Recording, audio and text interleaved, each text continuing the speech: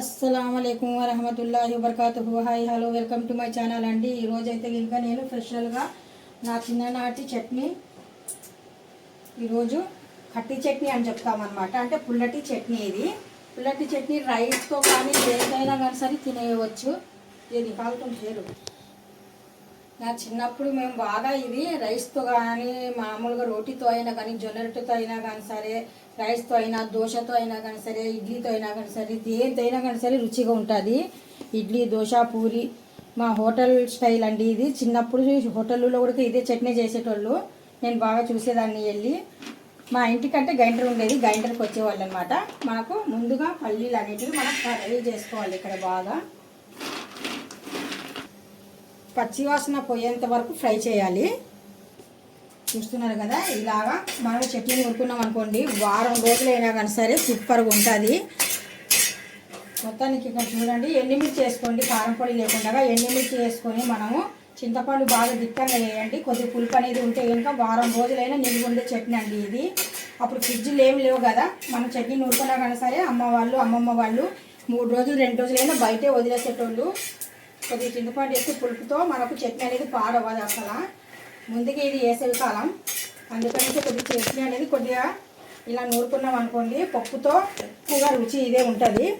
సూపర్గా ఉంటుంది. ఒకసారి మీరు కూడా ట్రై చేయండి. ఇప్పుడు నేను ఇక్కడ పల్లీలు అనేటివి పచ్చివాసన పోయేంత వరకు బాగా ఫ్రై చేస్తున్నాను. చూస్తున్నారు కదా, మనం కావాల్సినవి బాగా గుర్తుపెట్టుకోండి. ఈ చట్నీకి ఇవే కావాలి, ఇంకా ఏం అవసరం లేదు. ఇవి బాగా ఇంపార్టెంట్గా మీరు గుర్తుపెట్టుకుంటే ఇంకా చట్నీ అనేది బాగా హైలైట్ ఉంటుందండి. కట్టి చట్నీ అంటే పుల్లటి చట్నీ అని అర్థము. ఇక్కడ నాకు పల్లీలు అనేవి ఫ్రై అవుతున్నాయి. పచ్చిగా లేకుండా బాగా దూరగా వేయించాలి పల్లీని. ఇవి 4 వైపులా బాగా పల్లి అనేది బాగా ఫ్రై అవ్వాలి. పచ్చిగా ఉన్నాయి అనుకోండి పల్లీలు, చట్నీ అనేది అంత రుచిగా అంత కమ్మగా అనేది ఉండదు. మీరు ఒక్కసారి ట్రై చేయండి, మళ్ళీ తింటారు ఇదే చట్నీ మీరు.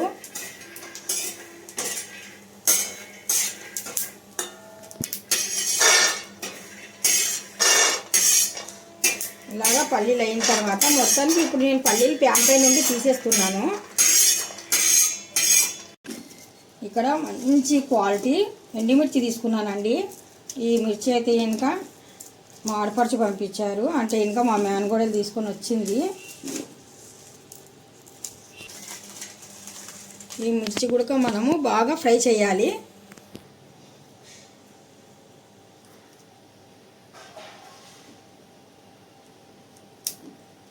పాటు కొద్దిగా చింతపండు కూడా ఇక్కడ నేను ఫ్రై చేస్తున్నాను. ఇవి రెండిటికి మనం కొద్దిగా ఆయిల్ అనేది వేసి ఫ్రై చేయాలి. జస్ట్ ఇలాగ ఫ్రై చేసిన వెంటనే ఇవి తీసేయాలండి. ఇవి ఎండుమిర్చి కొద్దిగా ఫాస్ట్గా చూడండి ఇలాగా మాడిపోతాయి, అందుకని ఫాస్ట్గా ఫ్రై చేసి తీసేయడమే. ఇక్కడ టమోటాస్ చివర్లో నేను ఫ్రై చేస్తున్నాను.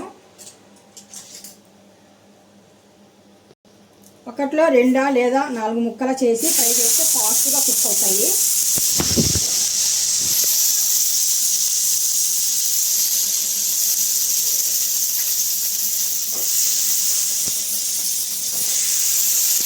మనకు ఎండుమిర్చితో పాటు ఆయిల్ వేసాం కదా, ఇప్పుడు టమోటా కూడా సేమ్ కొద్దిగా ఆయిల్ వేయాలా. పచ్చి వాసన పోయేంత వరకు బాగా వేగాలి.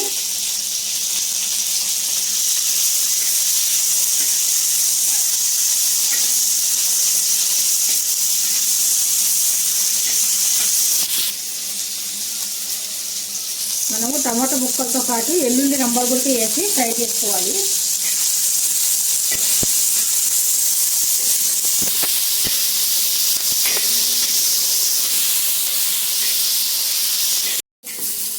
ఇప్పుడు మనకు టమాటా ముక్కలు అనేవి ఫ్రై అయిపోయినాయి. ఇప్పుడు ఇవన్నీ తీసేద్దాము. కొద్దిగా చల్లగా అయిన తర్వాత గ్రైండ్ చేద్దాము.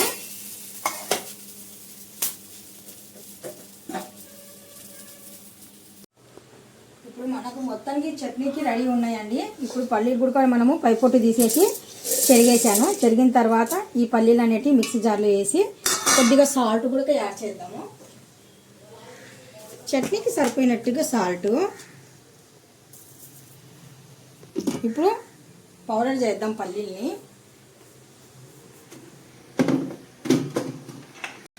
ఇప్పుడు గ్రైండ్ చేసుకున్న పల్లీల పౌడర్లోకి మనము ఇప్పుడు ఇందాక ఫ్రై చేసాం కదా నూనె వేసి ఇవన్నీ వేసి బాగా మళ్ళీ గ్రైండ్ చేద్దాం. వీటికి కొద్దిగా వాటర్ కూడా యాడ్ చేయాలి. మళ్ళీ కొంచెం వాటర్ వేసి ఇంకా దాన్ని మళ్ళా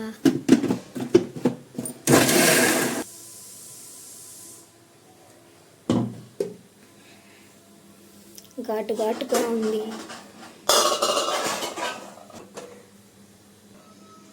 ఇప్పుడు చట్నీ అనేది ఒక గిన్నెలోకి తీసేస్తున్నాను.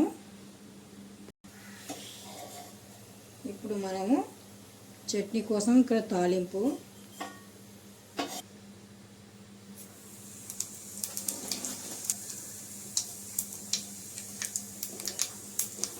జీలకర్ర వేసాను, ఆవాలు వేసాను.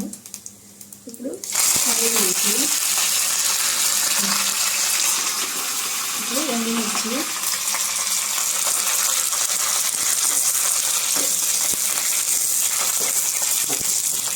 ఇవన్నీ బాగా ఫ్రై అవ్వాలి. తాలింపు అనేది రెడీ అయిపోయింది. ఇప్పుడు మనము చట్నీలోకి తాలింపు అనేది యాడ్ చేయాలి.